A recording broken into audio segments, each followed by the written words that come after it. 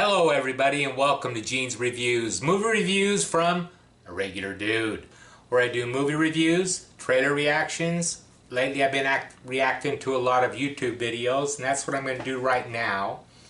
This is from a channel that I really like. It's called Dark Matter, and it's 4 scariest items from Ed and Lorraine Warren's Occult Museum.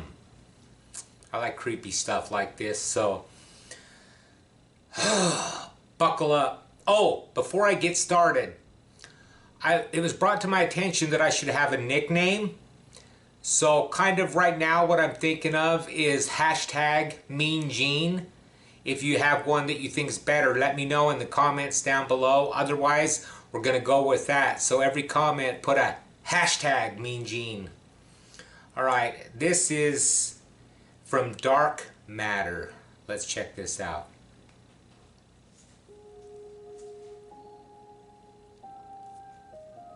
Though most of us only know of Annabelle, Ed and Lorraine Warren investigated numerous possessed and cursed dolls.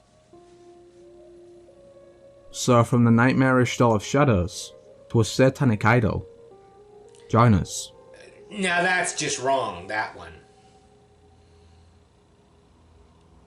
Though there is little information on the doll of shadows, it is said to have been created using black magic rituals, and to be made out of human and animal bones. Ed told that whenever someone wanted to curse an enemy of theirs, they would send a photo of it to them. Once the person then saw the picture, the doll telepathically projected itself into their nightmares. From here, people's hearts stopped during sleep due to intense fear. In one particular case, a couple bought the doll from an antique dealer. That's just ugly as hell. The next night, no they had way. scratches all over their body, and on the next, they had claw marks instead.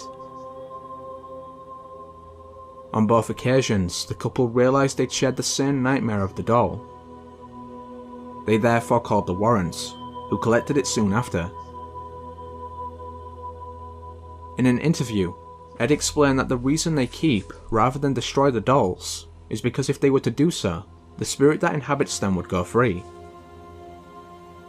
He added that an apparition first enters an object when a ritual they performed on someone goes wrong, and traps them inside.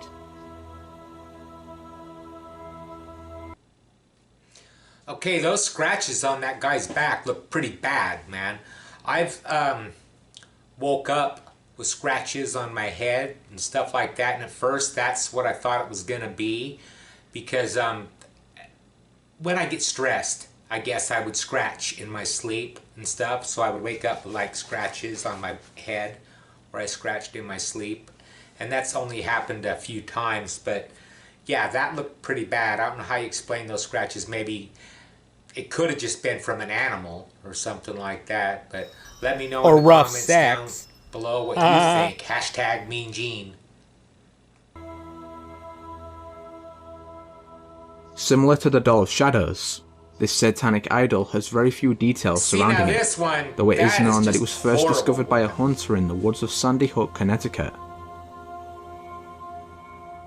When he found it, he recalled an immediate sense of fear and dread that he couldn't explain, and also felt that his strength was being sapped away, leaving him unable to move. Eventually, however, the hunter managed to break free of the idol's grasp, and started to walk away. Yet as he did, he noticed to his side a white-haired man in a black cloak walking directly opposite to him. This figure continued walking in step with him, until finally, even though terrified, he asked how he could leave. Without saying a word, the cloaked man turned and pointed in a certain direction. Not much is known about the following investigation into the idol, but in a brief interview, Lorraine said she considered it one of the worst paranormal artifacts she ever encountered.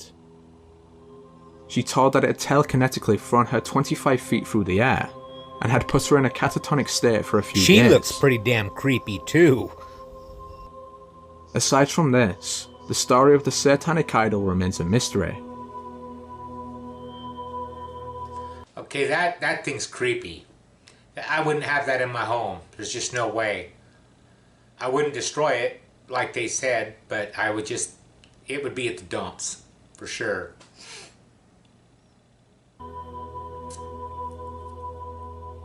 Another two oddities from Ed and Lorraine's museum are a pair of death dolls.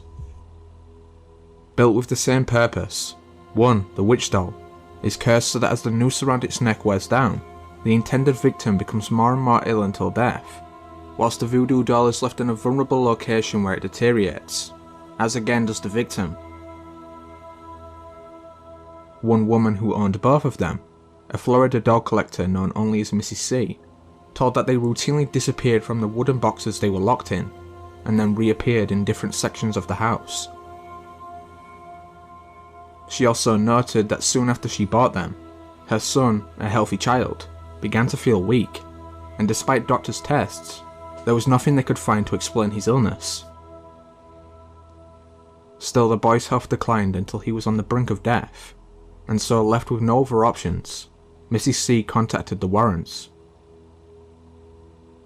Almost immediately after they arrived, Lorraine sensed evil vibrations from the voodoo doll and removed it from the house. Following this, Mrs. C's son suddenly recovered.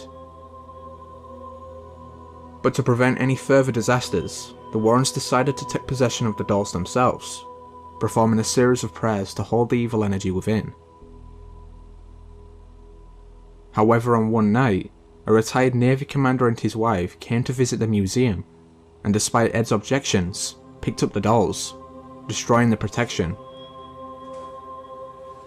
Later, at around 2:30 in the morning, the Warrens were awoken by the sound of crashing in the museum.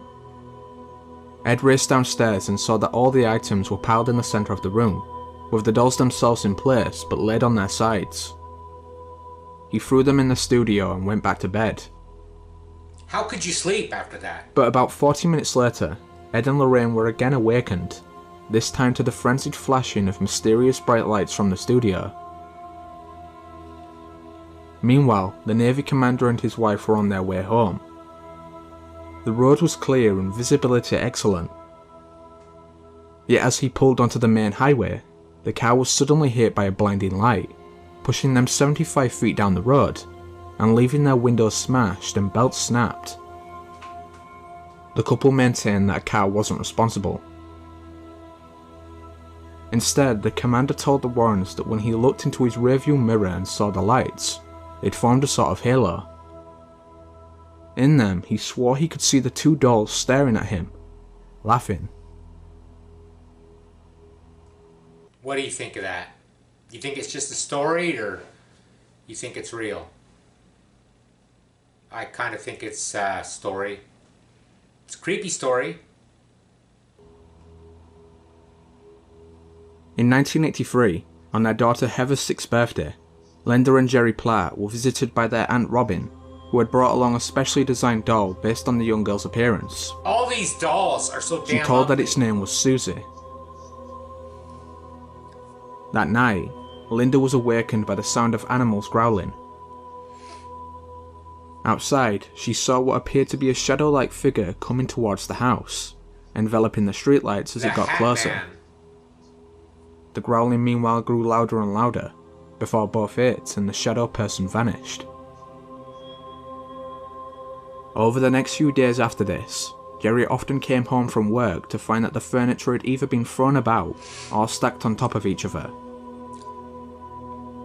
A week or so after this, he was attacked by an unseen force, which left 4 burning deep scratches down his arm, whilst at the same time, 2 spindles lifted up from the bedpost and threw themselves at him.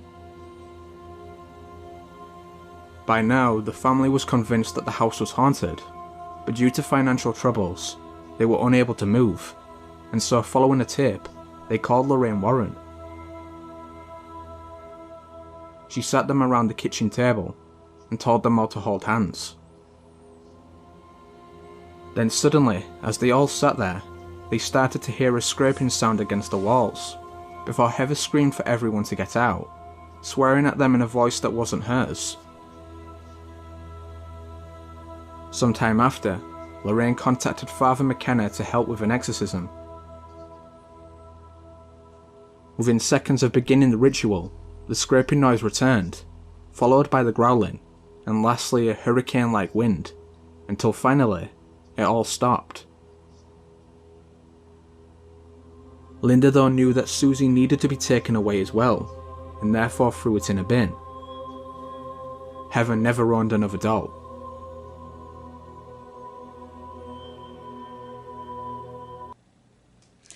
Do you think that doll Susie was the inspiration for the movie Annabelle? Or The Conjuring, or any of that? I don't know. Could have been. The one that's the creepiest to me is that satanic looking idol thing. There's no way I'd have that in my house. But I really don't take much stock into like dolls and stuff like that being haunted. I don't know that I believe that. But let me know in the comments down below what you thought. Like, comment, subscribe, hashtag Mean Gene, and all that fun stuff. And I will see you next time.